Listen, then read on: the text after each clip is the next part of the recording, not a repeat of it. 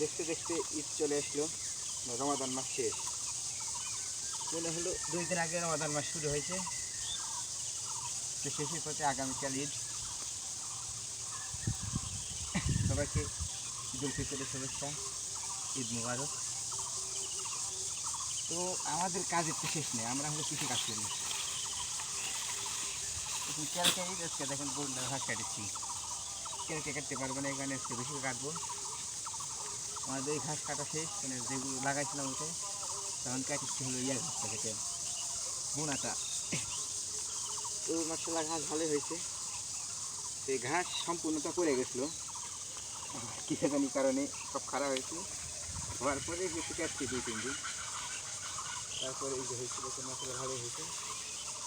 দেখাও কেটে হয়েছে,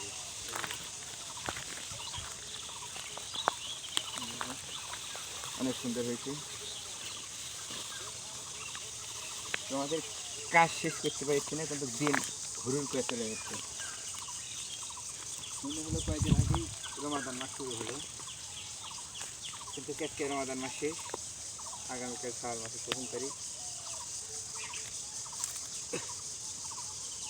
তো আমাদের কাজ না করলে তো হবে না, কারণ আমাদের কাজই হলো কৃষি, মানে আমাদের সবসময় কাজ করা লাগে, আমাদের কোনো রেস্ট নেই, আরাম নেই। দেখি আলহামদুলিল্লাহ অনেক খুশি হবে, এতে অনেক সন্তুষ্ট হবে, তো আরাম পাইনি। সুন্দর জীবন হবে, এটাই আল্লাহর কাছে চাওয়া।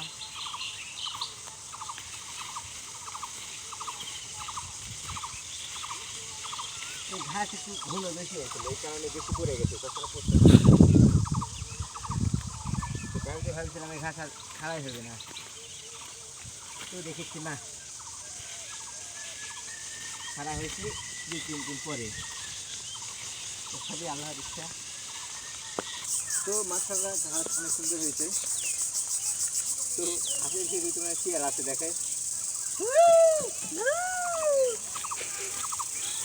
আসলে বড় শিয়াল না ছোট শিয়াল দেখা যায়, আসলে দিন কি আছে তাই।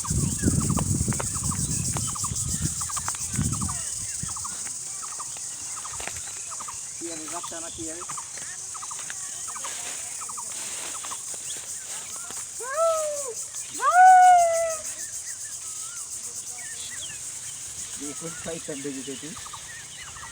এই তুই ভাই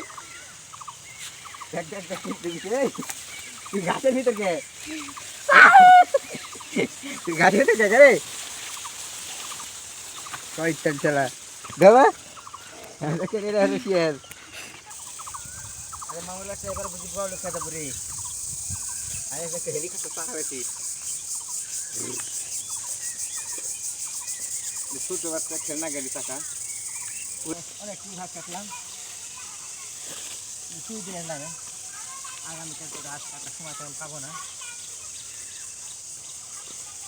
তো অনেক কি কাটছে দেখো, 1 2 3 4 5 6 7 8 9 10টা। তো ইনশাল্লাহ মাশাআল্লাহ 2 দিন যাবে। এক আর আগামীকাল ফ্যান ওখানে রেখে দিয়েছি, ভাইরি তোমার একটু মেলাম না।